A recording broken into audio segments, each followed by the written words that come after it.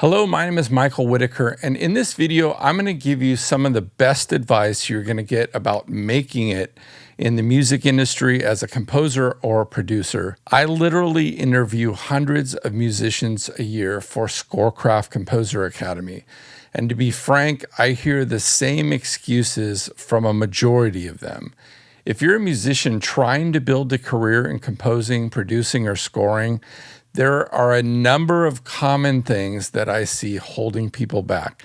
And it's usually not your gear, and it's usually not your potential. It's what you believe about time, discomfort, and effort. Most musicians fail quietly because they let invisible habits and beliefs kill their momentum.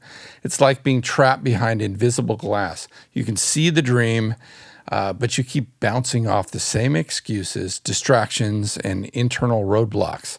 Before we go any further, if this message is already hitting home for you and you're tired of going in circles, I offer personal mentorship and coaching for composers. If you're ready to grow and write better music and build a real career, I invite you to work with me directly. Details are in the description, so smash that like and subscribe button and let's get into it.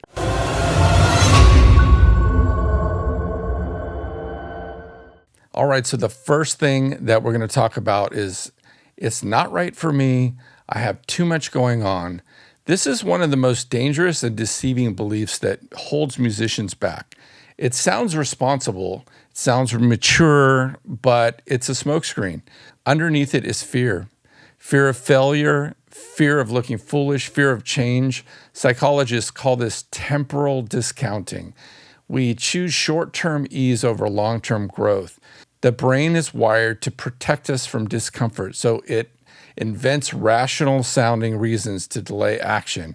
I'll start when things settle down, but if life doesn't settle down, new obligations always arise. Here's the brutal truth. The timing will never be perfect. Every year you wait, you lose momentum. The world doesn't pause while you figure it out. Someone else is stepping into the space that you're avoiding. Not yet is the phrase really that buries dreams.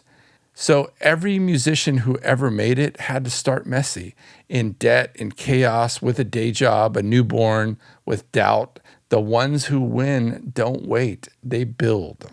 Okay, number two, the discomfort you're avoiding is the door that you need to go through. Let's talk about discomfort because that's where most careers go to die. Most people think it feels hard, so I must be doing it wrong. The reality is, if it feels hard, it probably means you're on the right track. Hard equals unfamiliar. Hard equals growth, and hard equals necessary. And yet most musicians hit a wall and they turn around. Harvard research shows that learning for online courses are often below 6% completion. That's not because people didn't want to learn. It's because they weren't prepared for the discomfort. They thought it would be easier. But no one grows inside their comfort zone. Take a look at Hans Zimmer. He didn't come from a traditional background. He couldn't even read music at first, but he leaned into the friction. He built a language of sound from his discomfort. The point isn't their fame, it's their resilience. You're not failing because it's hard.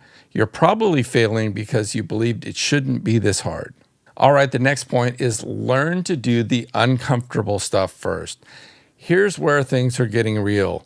Most people only work on the parts of music they already enjoy, the things they are already good at, But success comes from what you do with the parts you hate, learning notation, troubleshooting your DAW, making revision notes, practicing deadlines, writing when you don't feel inspired. Most musicians avoid these like the plague, and then they're wondering why there's no change. Here's the truth. Skills develop after repetition and not before. Malcolm Gladwell made the 10,000 hour rule famous based on the work of Anders Ericsson. But here's the real gem from Ericsson's research. What matters isn't just time, it's deliberate practice, focused, repetitive, uncomfortable, daily. You don't rise to the level of your ambition. You fall to the level of your habits. All right, this next point is, if you want the reward, you have to pay the price. Everyone wants the result. Few want the process. You know, we say we want freedom, respect, gigs, fans, placements, but are we willing to do what that requires? If you want what's on the other side, the reward, the lifestyle, and creative freedom, you have to pay for it. And the price, unfortunately, is usually paid in time, repetition, frustration, study, and investment. It's not just money, but it's commitment. Ask yourself, what are you willing to sacrifice?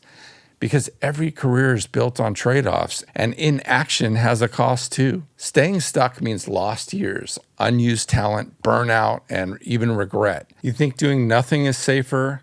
Honestly, it's not. You're actually losing future income. All right, the next point is how to reduce the risk of failure. Let's talk about fear. Fear of being scammed, fear of wasting time, fear of not being good enough. That fear keeps people stuck, you know? But the truth is, you don't reduce risk by avoiding it. You reduce it by preparing. And that means learning from someone who's done it, getting feedback instead of guessing, and building skills in both music and business. Most musicians are great at making music, but terrible at getting clients, managing money, and communicating their value.